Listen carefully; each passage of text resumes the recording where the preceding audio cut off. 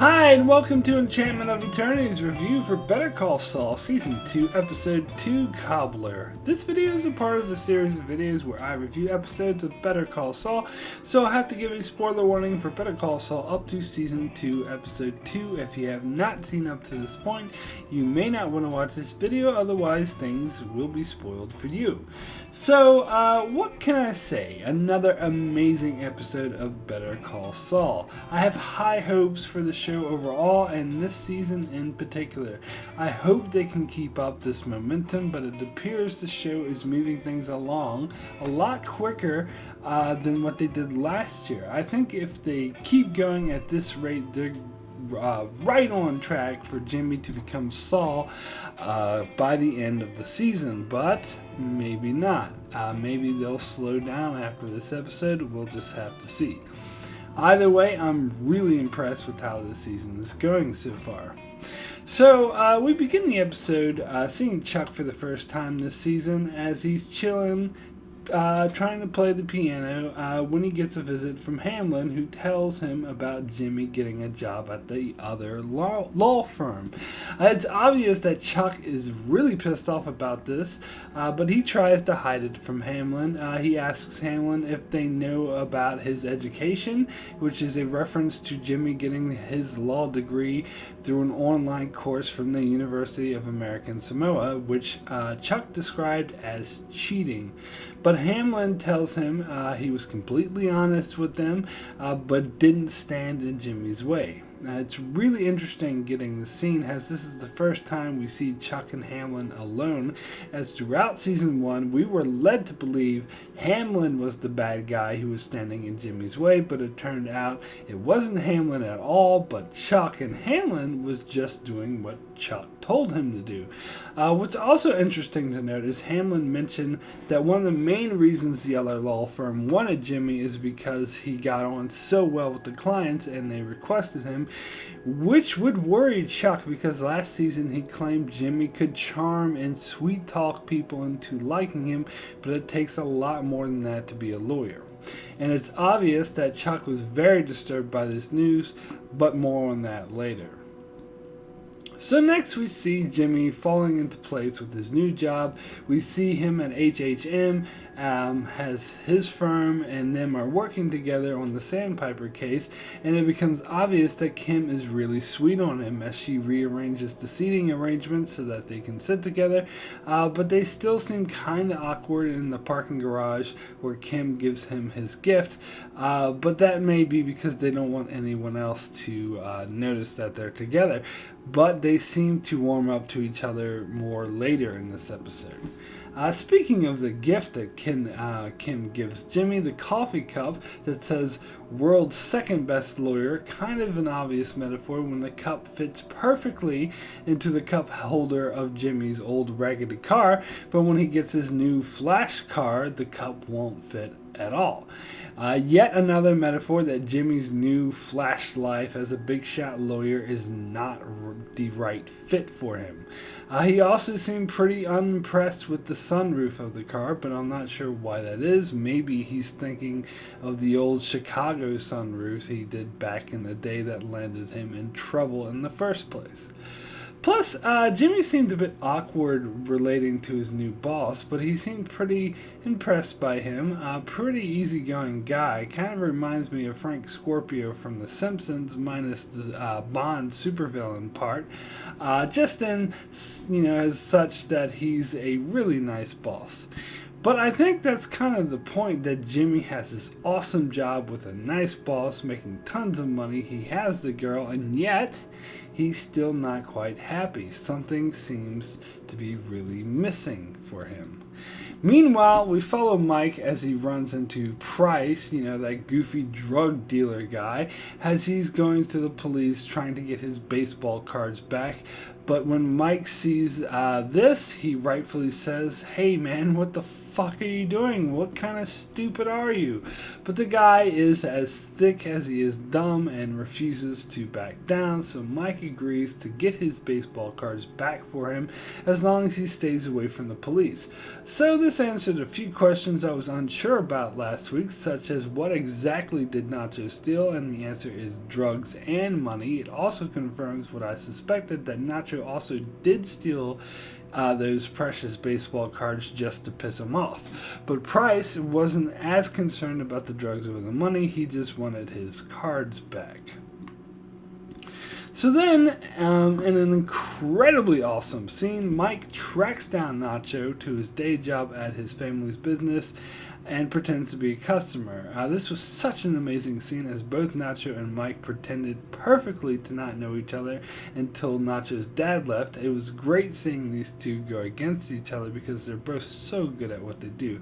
I love how Mike threatens Nacho with going to Tuco about his side business, which is quite a sizable threat considering how fucking insane Tuco Salamanca is. But I think it shows how Mike was sort of digging into Nacho's past in order to blackmail him, kind of having the beginnings of being the PI that we know him from Breaking Bad.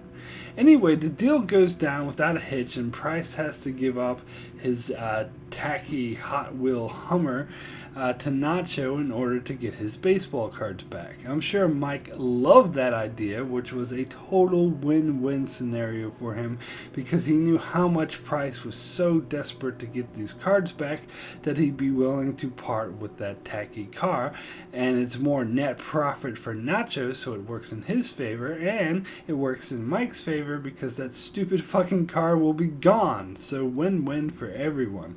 By the way, I love Nacho's line about the car being a school bus for 6-year-old pimps. Hilarious.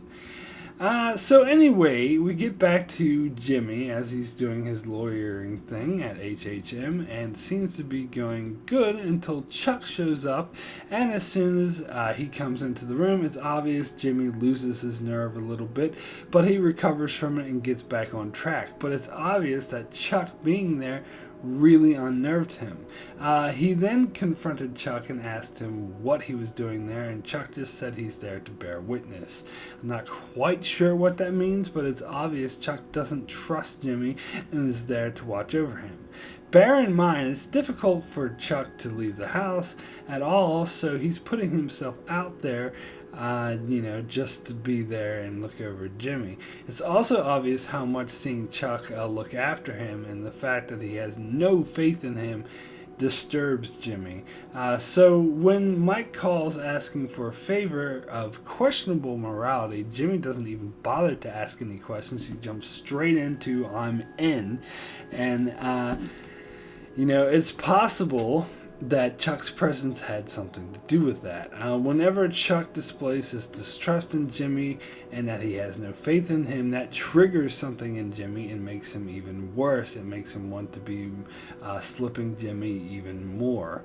And that's the thing that really frustrates me about Chuck, and I could go on a rant about how big of a douche Chuck is, that he's basically responsible for triggering Jimmy's bad behavior. I haven't a single doubt that had Chuck simply, backed him and his career move to be a straight lawyer on the up and up, that's exactly what Jimmy would have done. And right now, or Breaking Bad times, he would be working in this cushy office, making a lot of money in some high up law firm. But because Chuck has no faith in him and says he can't change, that becomes a self-fulfilling prophecy, because Jimmy obviously takes what Chuck thinks of him to heart. So whenever Chuck actively disapproves of him like that, it makes him want to be slipping Jimmy again. I know some other people try to give Chuck some credit, but I give him none. I think he's being totally selfish because he can't let go of the past and the things that Jimmy did to disgrace him. And he has this attitude like, oh, he worked so hard to be this high up lawyer and Jimmy is just half-assing his way into it. So it's petty jealousy jealousy, selfishness, and that's all it is. And he is mostly responsible for creating Saul Goodman. However, Kim is Jimmy's trigger the other way that makes him want to stick to the path of being an up-and-up lawyer, and it's her faith in him that keeps him going in this career path. I think that was obvious from the previous episode, and here, after he was unnerved by Chuck coming into the room, it was her encouragement that allowed him to keep going. However, Mike called him at the best time possible as he was so put off by Chuck. Jimmy was ready to do slipping Jimmy shit and was looking for an excuse to do it. So then comes another truly awesome scene where Jimmy acts as Pryce's lawyer and comes up with the ridiculous story about the squat cobbler to get the police to back off of Pryce, and it was amazing. The whole way the scene played out was not only funny as hell, but showcased Jimmy at the top of his game, and this is pretty much him being Saul Goodman right here. He combined his con artist tricking with his lawyering, and he absolutely loved it, and it gave him a real kick. So afterwards, he was on a huge high, and he went to tell Kim about it, but as soon as he told her he made videos to help sell the story, that's when she started freaking out, because he basically fabricated evidence and risked his whole career over this tiny little case. And when she said, "Why would you risk your career over a pro bono case?" it was obvious to me what the answer was, because he loved it. It was what made him feel alive. However, as I said, Kim is his trigger to remain on the straight and narrow, so I think her chastising him will be enough to scare him straight, at least for a little while. However, I like how she worded not asking him to do it again, as she said, "I better not hear of anything like this again," which she should know better as a lawyer to word something like that, unless she was intentionally giving him permission to do it again, but just not tell her about it, because that's certainly how he's going to interpret it. Not "don't do it again," but just don't tell her about it. So I think now would be a pretty good time for a time jump, even if it's just a short one for like several months or something like that. But it seems like time should go by a bit faster now, but we'll see. So during season 1, I was thinking that Jimmy would become the sleazy lawyer Saul Goodman as a way to earn money, because he was shown as a down on his luck, living by the skin of his teeth kind of guy who lived behind manicurists and drove a beat up car. So I thought becoming the sleazy lawyer would be his way out. But this season is making it clear that that is not the case, because we know now that he has this cushy job, he has the cars, the money, and he's just not happy. So he becomes Saul, not so much to earn money, but because he wants to, and it's the only way for him to be happy. But in order for him to become Saul, he has to let go of Kim. In fact, it may be her leaving that leads to him becoming Saul Goodman. I don't know, but I'm interested to see where they take this. So I think this season has the potential to be amazing, and is off to a great start. So my rating for Cobbler is a 9, excellent. I nearly gave this episode a 10 as it was so amazing, but then I remember Better Call Saul gets even better than this, so I'm saving the 10 for some truly amazing episodes. But this episode was absolutely fantastic, and again is the best at what this show can do by being funny and dramatic and running between the two so seamlessly in a way that only Vince Gilligan can do. The character journey we're seeing with Jimmy is amazing. The scenes with Mike dealing with Nacho was amazing. The humor with the squat cobbler and the school bus for 6-year-old pimps was hilarious. So this episode showcased what this show can really do, and I cannot wait to see more. So that's it for my review of Cobbler. Be sure to check back here every week for my reviews of Better Call Saul, and be sure to subscribe so you can keep up with all that. And thanks a lot for watching.